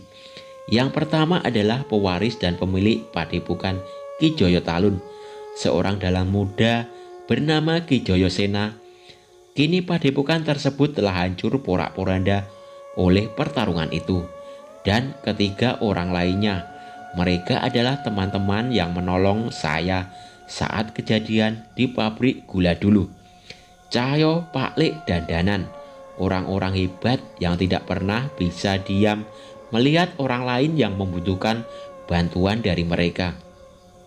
Bila kalian mendengar kabar dari mereka, kalian bisa menghubungi hotline kami di nomor berikut. Kami tim Radio Tengah Malam percaya mereka masih berjuang untuk kembali bersama kita. Ardian menghela napas berharap ada yang menemukan sosok ketiga temannya itu. Di belakangnya muncul sosok roh seorang pria mencoba menepuk bahunya. Mereka masih hidup, aku bisa merasakannya, ucap roh Nandar mencoba menenangkan Ardian. Ardian mengangguk, matanya berkaca penuh harap untuk bertemu dengan penyelamatnya dulu lagi. Di sebuah desa di Jawa Barat, Mas Jagat benar-benar tidak bisa membuka dimensi itu lagi. Dirga masih menggerutu sambil mengupas singkong yang baru saja ia panen dari kebunnya bersama Mas Jagat yang tertidur di kursi kayu panjang di pinggir kebun. Yang bisa menghubungkan gerbang Jagat Segoro Demit hanya makhluk sekuat Nyai Sendang Rangu. Itu pun aku ragu ia bisa membukanya lagi, jawab Mas Jagat. Kalau gitu kita harus nyari makhluk sekuat dia untuk menolong Mas Danan dan yang lain. Dirga masih belum terima. Terbukanya gerbang Jagat Segoro Demit itu bencana bagi Dirga. Kita tidak tahu makhluk apa yang akan muncul dari sana. Lebih baik kita percaya dengan mereka. Kalau ada manusia yang bisa lolos dari alam itu, aku yakin itu adalah mereka, balas Mas Jagat. Sementara di kampung Nyai Jambrong, sebuah tendangan melesat ke arah seorang nenek tua. Hebatnya ia menahan tendangan itu dengan tangan rentanya tanpa kesulitan sedikit pun. Sudah hampir seharian kita latihan. Kamu masih belum puas? Tanya Nyai Jambrong. Guntur mundur dan memasang kuda-kudanya lagi. Ada banyak makhluk di alam ini, Eyang. Semengerikan itu makhluk-makhluk yang dihadapi sama Mas Cahyo, ucap Guntur melanjutkan serangannya lagi yang bisa dengan mudah dihindari oleh Nyai Jambrong. Lantas Nyai Jambrong lanjut melompat dan menendang Guntur. Kali ini ia bisa menghindar dengan sangat baik. Tidak seperti dulu saat Guntur masih menjadi bulan-bulanan serangan Nyai Jambrong. Aku baru merasakan kegunaan ilmu yang Eyang ajarkan saat itu. Aku ingin belajar lebih untuk bisa sejajar dengan mereka, balas Guntur. Akhirnya matamu terbuka. Nyai Jambrong pun tersenyum. Aku harus bertambah kuat. Sampai saat Mas Cahyo kembali, aku harus bisa menggantikan tugasnya, jawab Guntur sambil terus melanjutkan latihannya. Terlihat dari sudut kebun, Arum sudah menunggu mereka sambil duduk manis memegang sebuah rantang menanti Guntur dan eyangnya yang pasti akan kelaparan setelah latihan itu. Sementara di Lembah Keramat, aku sudah memberikan kabar tentang kemarin ke teman-teman Radio Tengah Malam. Semoga saja ada kabar dari mereka, ucap Ismi menjelaskan pada Dimas dan Rumi. Ya sudah, kita percayakan saja pada mereka, balas Dimas. Mbah, jangan melamun terus, mereka pasti selamat, hibur Rumi. Mbah Jiwo menghela napas, menatap langit dan menikmati hembusan angin di teras rumahnya. Ternyata memang ada manusia semacam itu, tidak memikirkan nyawanya sendiri dan tidak ragu menghadapi bencana sebesar itu, ucap Mbah Jiwo. Dimas dan Ismi duduk mendekat ke arah Mbah Jiwo, ikut menikmati pemandangan langit dan hembusan angin yang membuat mereka merasa nyaman. Tanpa mereka, mungkin kita tidak bisa menikmati pemandangan ini dengan tenang seperti ini ya Mbah, ucap Ismi. Dimas yang duduk di sebuah Mbah Jiwo sedikit melirik ke arah Ismi. Semoga mereka cepat kembali. Aku mau Pak Lek juga jadi saksi saat aku ngelamar Ismi nanti, ucap Dimas tiba-tiba. Seketika Ismi menoleh ke arah Dimas dengan wajahnya yang memerah. Mas Dimas serius? Tanya Rumi kaget. Mbah Jiwo hanya tersenyum melihat tingkah laku cucu-cucunya yang membuatnya sangat bersyukur bisa hidup di umurnya saat ini. Serius, masa bohong? Aku mengambil kopi dulu, balas Dimas yang segera masuk untuk menghindari pertanyaan lain sembari menyembunyikan rasa malu atas ucapannya sendiri. Di depan hanya tersisa Rumi yang memandang Ismi dengan senyum meledek karena wajah salah tingkahnya yang terpampang jelas. Sementara di tanah Dewata, wajah membuka gerbang dimensi itu adalah pelanggaran. Tidak ada satupun balian yang punya hak melakukan itu, ucap seorang bapak yang cukup tua yang ditemui Pak Wajah. Pak Wajah terlihat kecewa mendengar pernyataan itu.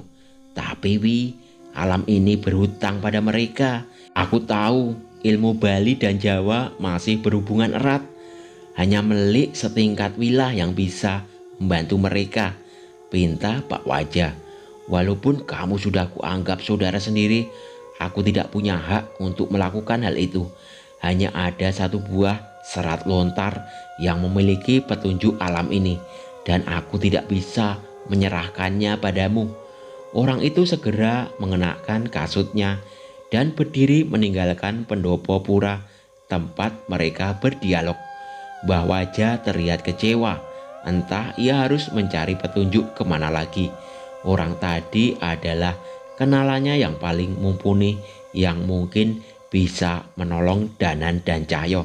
Namun sebelum meninggalkan tempat pendopo, tempat mereka berbincang tadi, Pak Wajah tersadar akan sebuah benda yang tertinggal di bekas tempat duduk temannya itu. Sebuah gulungan serat lontar. Ia mengambil dan aksara Jawa kuno tertulis di sana. Ia tahu itu adalah serat yang membahas tentang alam jagat Segoro Demit. Pak Wajah pun tersenyum dan menoleh ke arah temannya yang masih bersiap menaiki sepedanya. Sementara di ibu kota, iya Mbah, teman-teman kantor Rizal sudah keluar dari rumah sakit. Dokter sampai heran bagaimana cara mereka bisa selamat, ucap Rizal pada seorang di telepon. Bagus kalau begitu, jaga dirimu baik-baik ya. Kalau ada apa-apa jangan lupa bilang sama Mbah, ucap Mbah Wiljan. Iya Mbah, nanti saat libur Rizal mau ke sana. Rizal mau belajar lagi biar bisa sehebat Danan, ucap Rizal. Iya Mbah Rizal, nanti Panji ceritain kerennya Mas Danan waktu ngelawan demit-demit itu. Dia bahkan punya teman sosok penjaga Bukit Batu dan penunggu sendang. Pokoknya teman Mas Rizal keren, ucap Panji yang merebut telepon genggam dari tangan Mbah Wiljan. Iya, tunggu Mas ya, titip jagain Mbah, balas Rizal. Siap Mas. Rizal pun menutup telepon itu dan kembali bersama teman-temannya. Belum ada kabar dari Danan, tanya Vira. Rizal menggeleng yang dibalas dengan tatapan kecewa dari Rangga dan Dian. "Tenang saja, dia pasti kembali. Gue yang jamin," balas Rizal. "Pede banget lo, udah bisa ngeramal?" tanya Rangga. "Hahaha, enggak lah, ini bukan ramalan, ini namanya percaya. Dari kejadian kemarin dan cerita Mbah, aku jadi tahu kalau Danan pasti selamat," balas Rizal. "Pokoknya kalau Danan kembali kita harus pesta, gue traktir," ucap Vira. "Tapi kalau sama Danan, pestanya bukan di klub loh, tapi di tenda biru pinggir jalan," ucap Dian. "Lah kok gitu?" "Iya, Pak Pandi cerita kalau dia lebih suka makan di tempat begituan daripada di kafe." "Wah, idaman banget, idaman perempuan ya, rajin kerja, jago bela diri, sederhana lagi," ucap Vira. Rangga tiba-tiba batuk dan segera mengambil gelasnya. "Kami tahu itu batuk yang dibuat-buat untuk menyindir Vira. Semoga saja tidak lama lagi Danan akan ikut bergabung dengan kami di sini, menemani perbincangan pelepas lelah kami." Sementara di Padepokan Ki Joyo Talun, "Mbak Naya, saya pamit dulu ya," ucap seorang warga yang membantu merapikan bangunan Padepokan Ki Joyo Talun. "Mbak, saya pamit juga. Mbak nggak masuk, sudah malam loh," ucap seorang lagi. "Monggo Mas, saya masih mau di sini. Enak udaranya," balas Naya dengan memaksakan senyumnya. Saat mulai sepi, ia terduduk sendiri menatap rembulan. Padepokan yang sudah menjadi rumah keduanya ini kini telah hancur. Keberadaan Danan dan Sena sama sekali tidak ia ketahui. Seketika itu, malam itu terasa begitu dingin untuk Naya. "Kok jadi nenek Thomas?"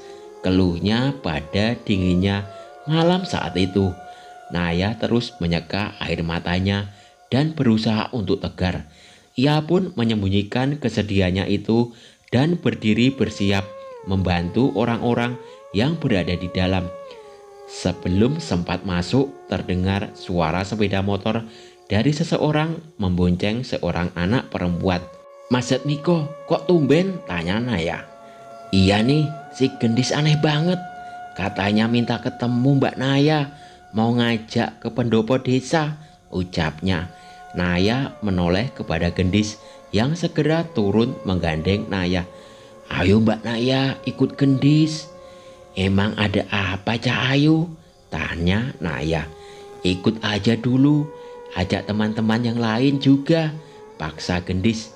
Naya terlihat bingung mendengar ajakan gendis. "Sudah, kita ikuti aja apa kata gendis. Sekalian jalan-jalan, anak-anak biar istirahat dulu," ucap Mas Tono yang menghampiri Jatmiko. Mendengar ucapan Mas Tono, Naya pun setuju. Mereka pun meninggalkan pekerjaan mereka dan menggunakan kendaraannya masing-masing untuk mengikuti Jatmiko dan gendis. Mereka melewati sebuah desa tempat tragedi kematian Nyai Lindri dulu dan memasuki hutan desa yang tembus ke sebuah tempat yang cukup lapang. Ada sebuah pendopo tua di sana yang berbatasan dengan jurang dengan pemandangan langit malam. "Di sini ada apa gendis?" tanya Naya. Gendis tidak menjawab. Ia seperti berkomunikasi dengan suatu sosok tak kasat mata di dekat tempat itu. Tak lama setelahnya terlihat kilatan berwarna ungu tepat di dalam pendopo itu. Itu apa Naya?" tanya Jatmiko. "Enggak, aku nggak tahu," Naya menggeleng. Kilatan itu berubah menjadi sebuah lubang seukuran genggaman tangan. Sekilas terlihat ada alam lain di tempat itu. Sayangnya lubang itu kembali menutup bersama dengan munculnya sosok jasad yang terbaring di pendopo itu. "Mas Sena," ucap Mas Tono yang segera menyadari sosok itu. Seketika semua anggota padepokan menghampiri tubuh itu dan menangis. Mereka sudah tahu saat jagat Segoro Demit Sena sudah sangat terluka parah. Namun mereka masih berharap Sena masih bisa diselamatkan. Mas Sena, terus siapa yang akan dalangin anggota wayang kita? Siapa lagi yang mau mengurus anak-anak yatim seperti kami dan mendidik hingga seperti ini?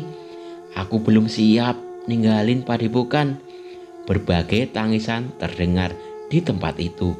Naya pun menitikkan air mata tanpa henti. Namun Naya sadar ada sebuah benda diikatkan di baju Sena. Beberapa daun kering berukuran besar yang digulung menjadi satu.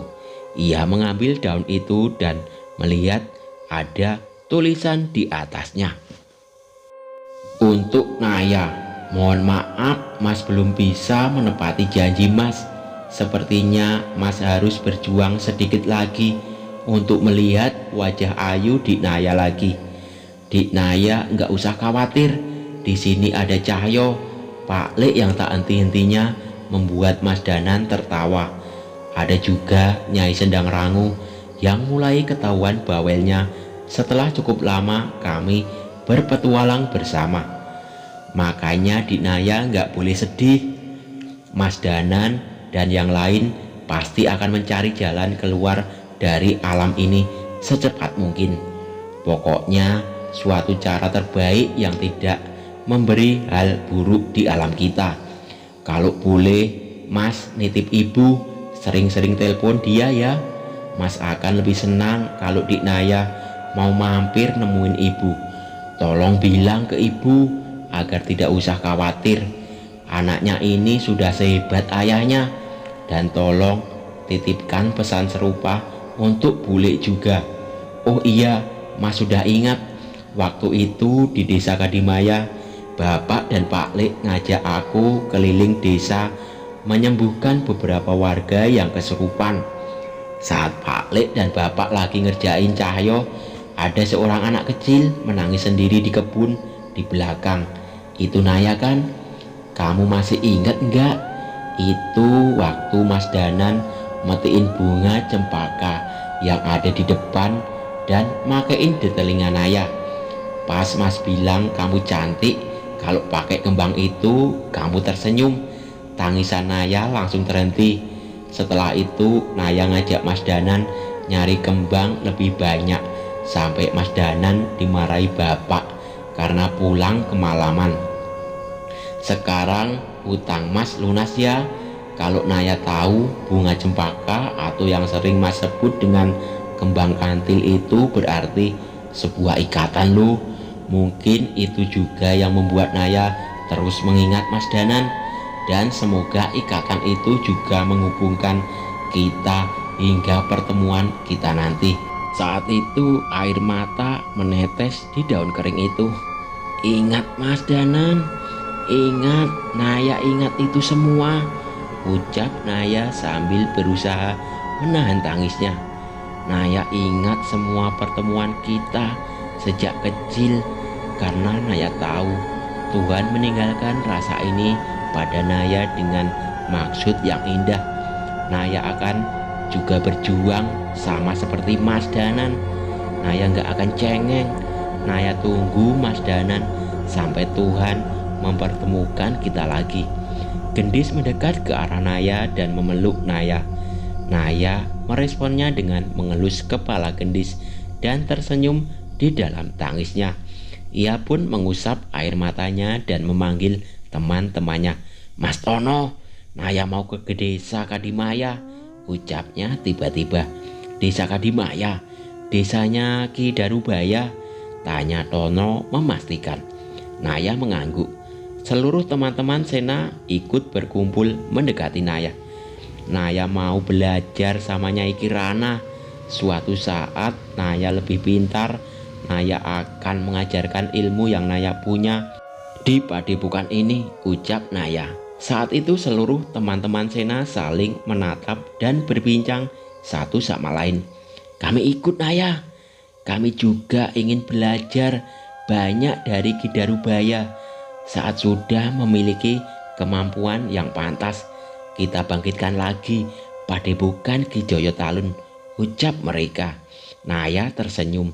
Gelapnya langit malam yang sedari tadi ia rasa suram berbalik menjadi pemandangan yang indah dengan secarik surat dari Danan.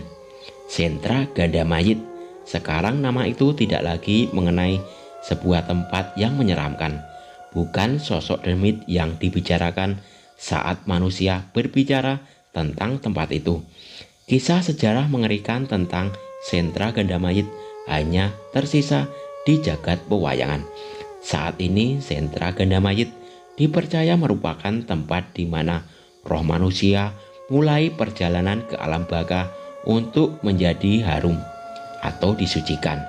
Sayangnya masih banyak yang datang ke tempat itu untuk mencari ilmu, kesaktian, atau melakukan ritual.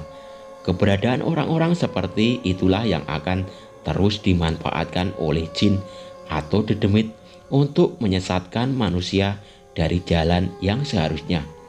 Alam jagat segoro demit. Pak Lek, lihat itu. Ada yang bentuknya kayak kuda, tapi kepalanya kayak butoh, ucap Cahyo yang melihat padang tandus dari atas pohon kering yang ia panjat. Pak Lek jadi ingat tarian Jawa Timur yang namanya Turonggo Yakso. Bentuk kudanya kayak begitu. Sudah, jangan aneh-aneh, cepat turun, perintah Pak Lek. Belum Pak Lek, belum ketemu yang mirip sama Pak Lek, balas Cahyo. Seketika Pak Lek menendang pohon yang Cahyo naiki dan membuatnya terjatuh dari pohon itu. Aduh, sakit kan? Bercanda Pak Lek, ucap Cahyo. Aku tak henti-hentinya tertawa melihat tingkah mereka. Nyai Sendang Rangu pun terhibur dengan kelakuan mereka berdua. Tak kirain kalau sendal Pak Lek sudah habis bakal aman, gerutu Cahyo. Makanya jangan berani-berani kamu, ledekku. Di tengah perbincangan kami, tiba-tiba Kliwon datang dengan membawakan beberapa buah-buahan yang terlihat hampir kering. Ya, kami bisa berharap makanan apa dari alam seperti ini.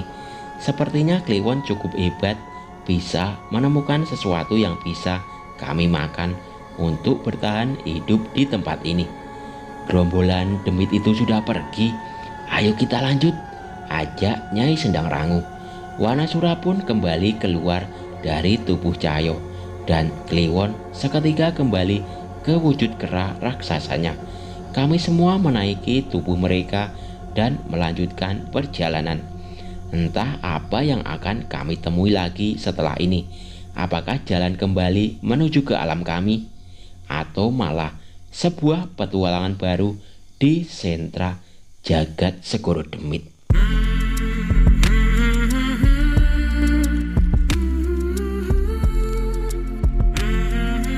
Oke, sampai di sini dulu cerita dari saya. Jangan lupa subscribe channel ini dan nantikan cerita-cerita berikutnya dari saya. Wassalamualaikum warahmatullahi wabarakatuh.